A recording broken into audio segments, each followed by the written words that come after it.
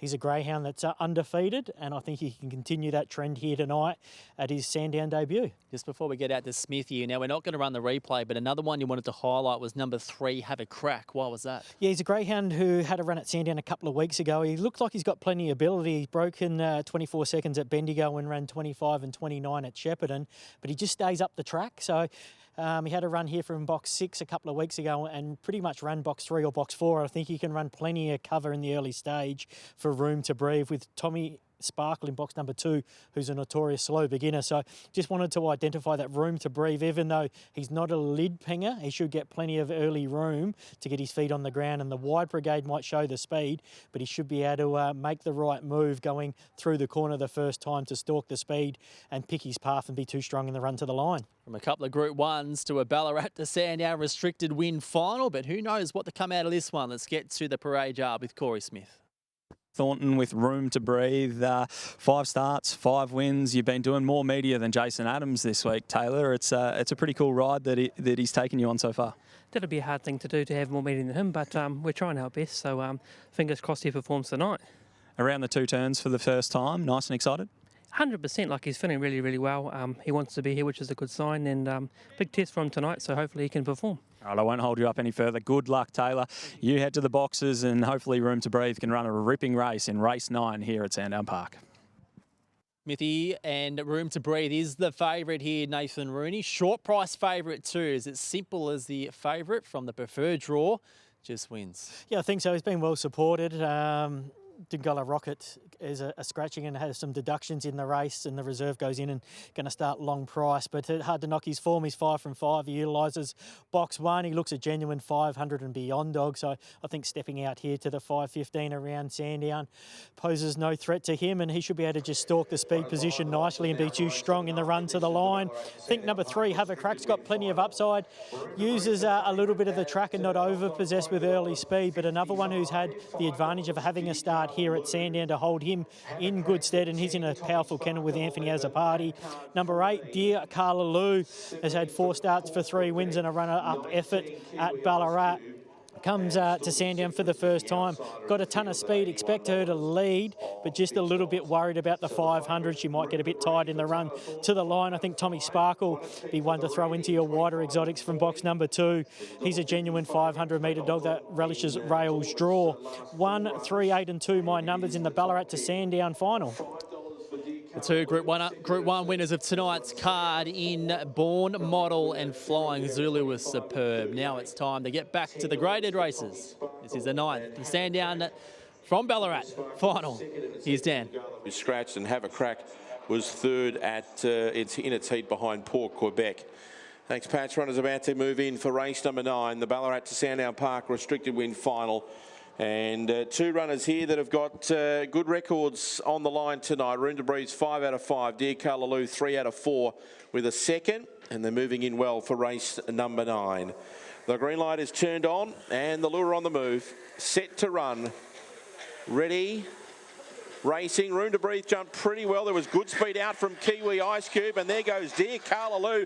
Pushing up hard was Room to Breathe. It had to really breathe in to get through the first corner, and the favourite pair get clear. It is Dear Carlaloo and Room to Breathe. Up to 3rd goes Kiwi Ice Cube. Next in the field was Stormy Secrets. Well back to Have a Crack. Then came Port Quebec. It's Room to Breathe taking the lead. Got past Dear Carlaloo and goes for home. Room to Breathe. Very impressive. Wins it by 5 lengths. Dear Carlaloo and Kiwi Ice Cubes run 3rd. 4th in was Stormy Secrets along the paint. Then came Have a Crack, Tommy Sparkle and Port Quebec, and the time is 29 and 39. Really keen to see the head-on vision of this race, because Room to Breathe had plenty of ticker. Nath, we've spoken a number of times tonight about you can be fast. That's another thing, to put yourself in good positions to win the race, and that's what he's done.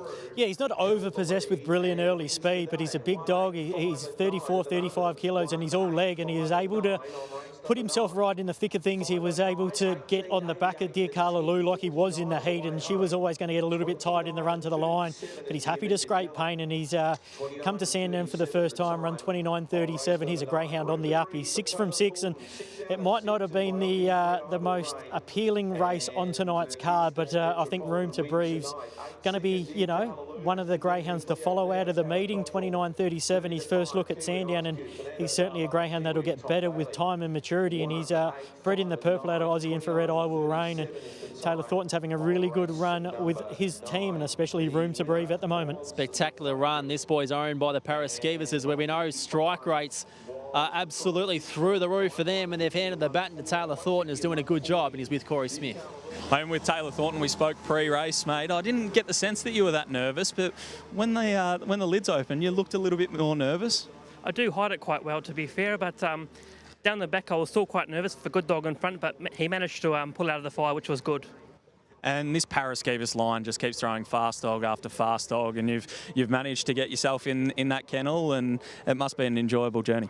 It's the best journey you can ever ask for. Like, you know, it's all about like things you can say. Like, you can't often say you've had a dog that won 6 from 6, and to be honest, it's a bit of a nervous thing too. So like, yeah, let's hope it's 7 from 7 next time.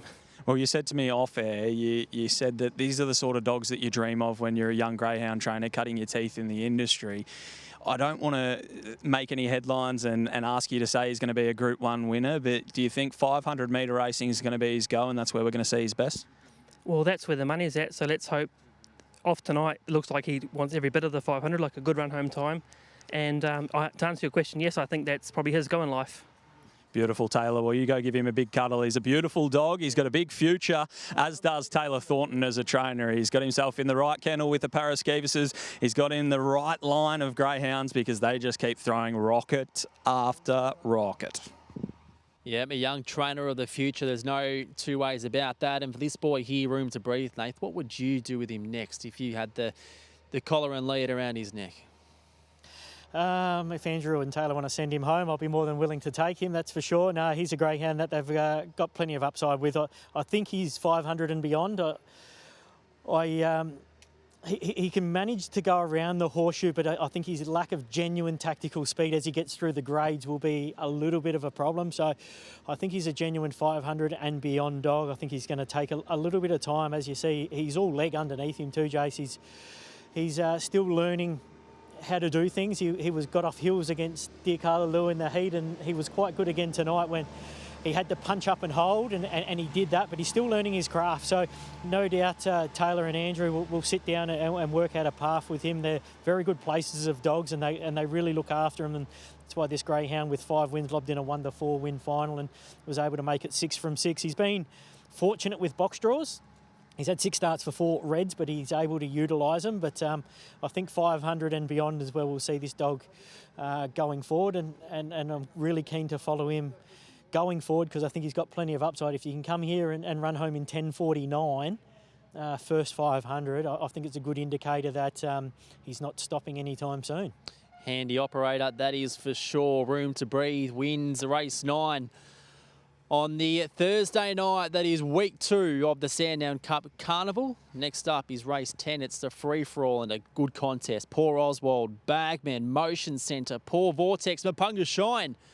It's a belter. We're going to take a break here on Sky Racing Active and be back in probably 3 minutes to hone in to race 10.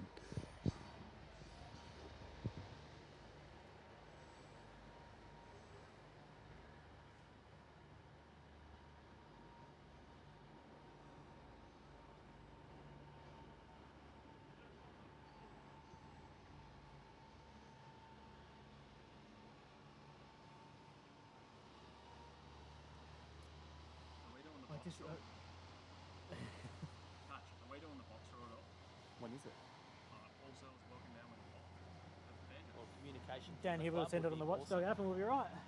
Hey? I said Dan Hibbert will send it down on the Watchdog app and on the app and we'll be right. Sometimes they don't care about the